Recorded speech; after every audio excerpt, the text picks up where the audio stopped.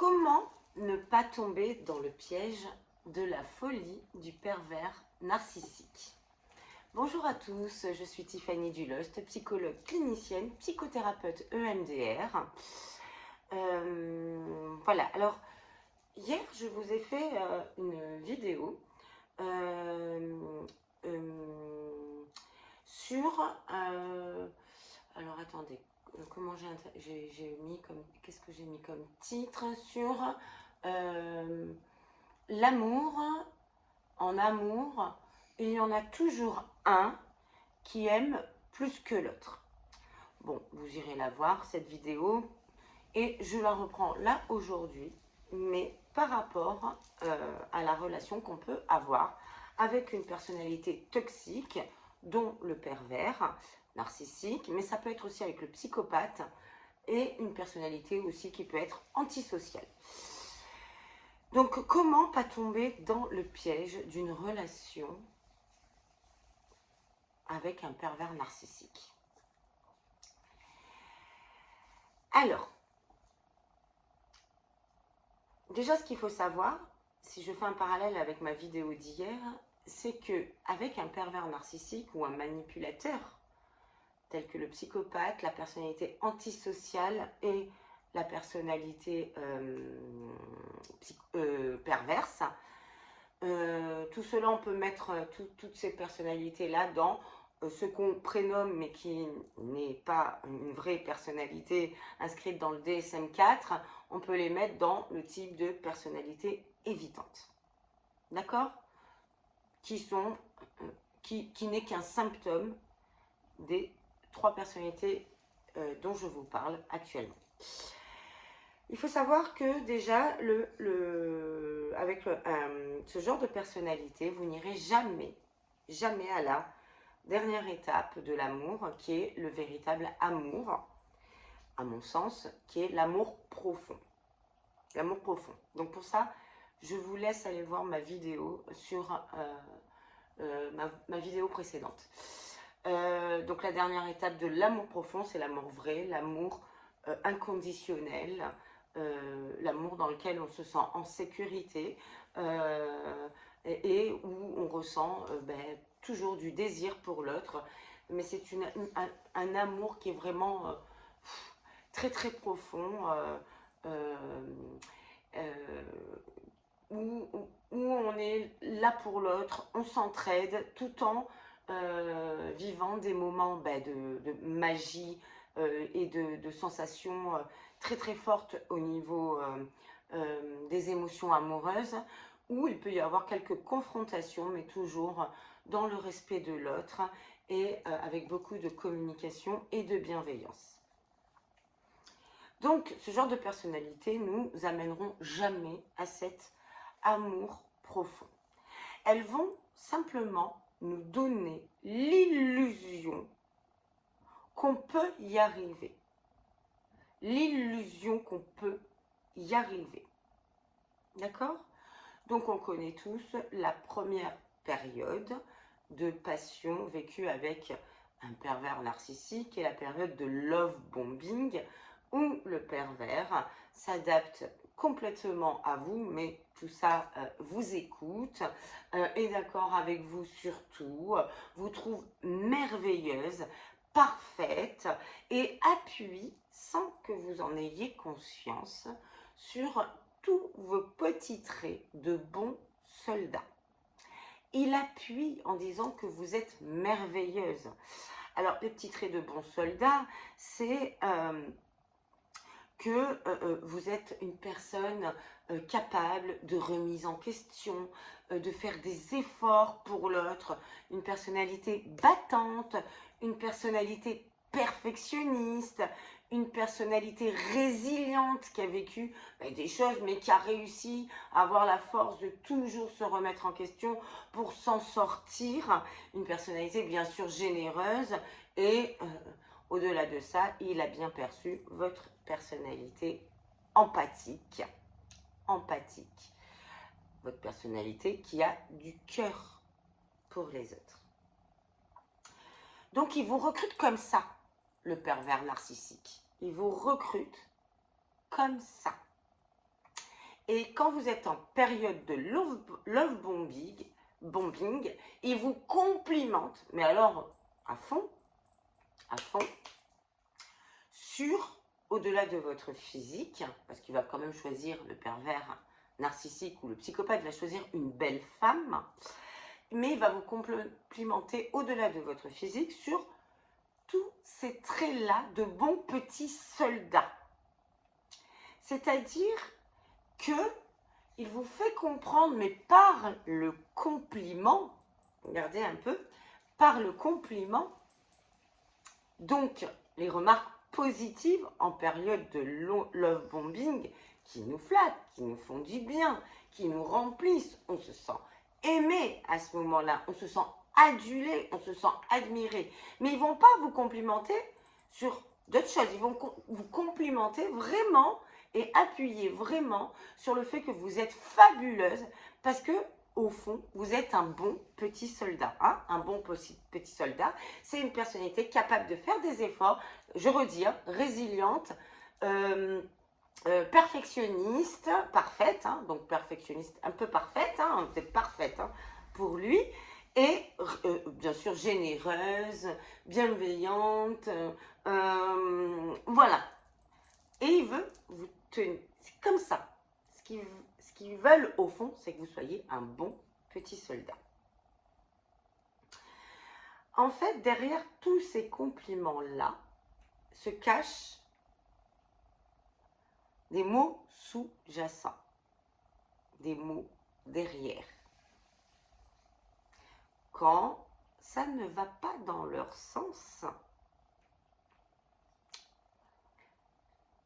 parce que vous êtes moins parfaite, peut-être moins résiliente, vous faites moins de compromis.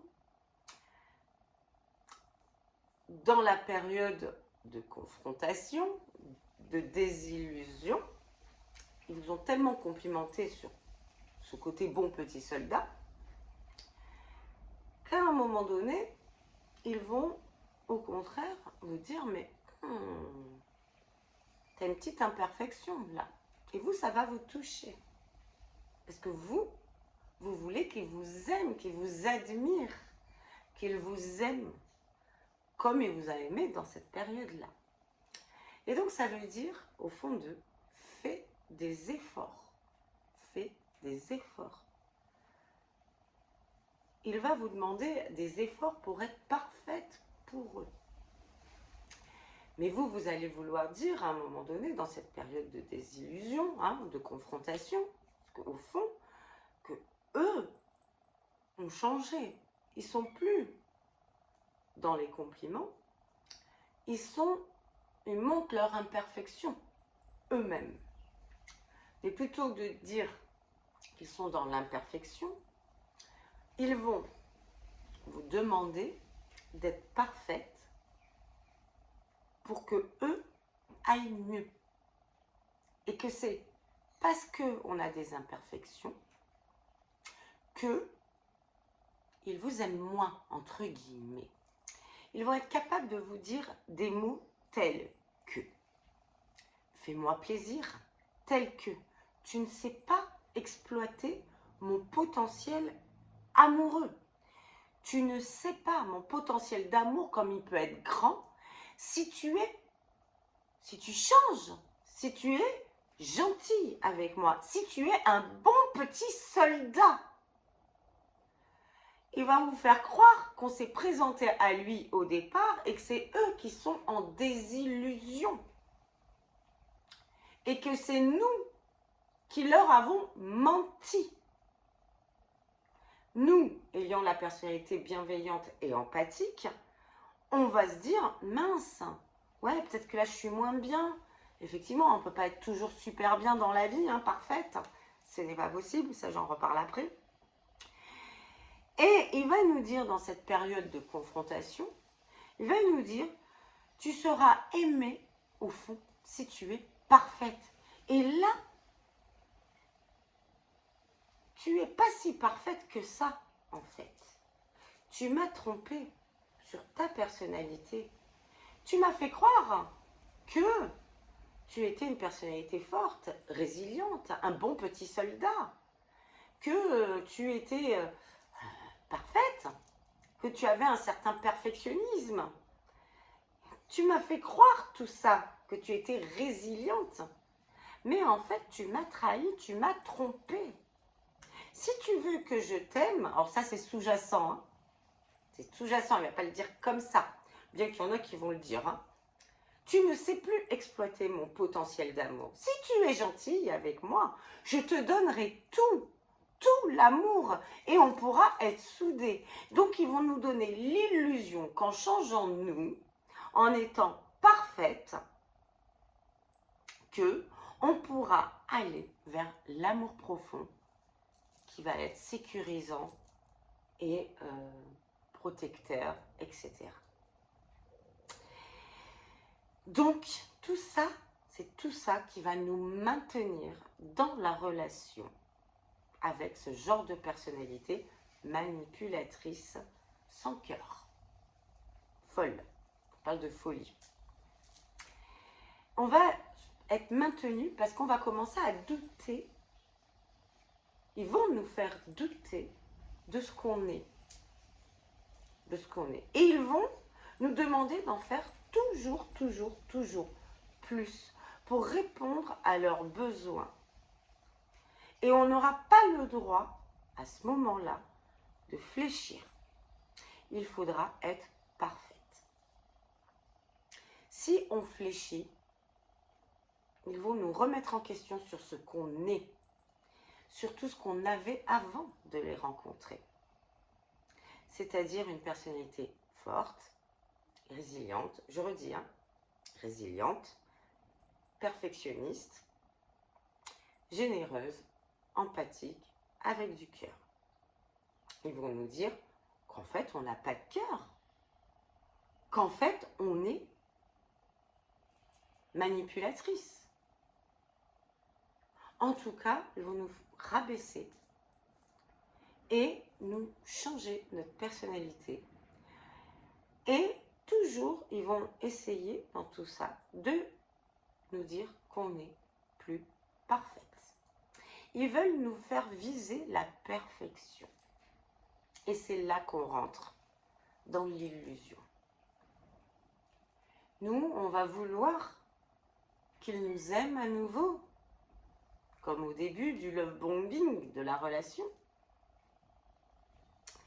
Et on va vouloir avoir une quête de perfection. Mais cette perfection est inaccessible, car la perfection n'existe pas.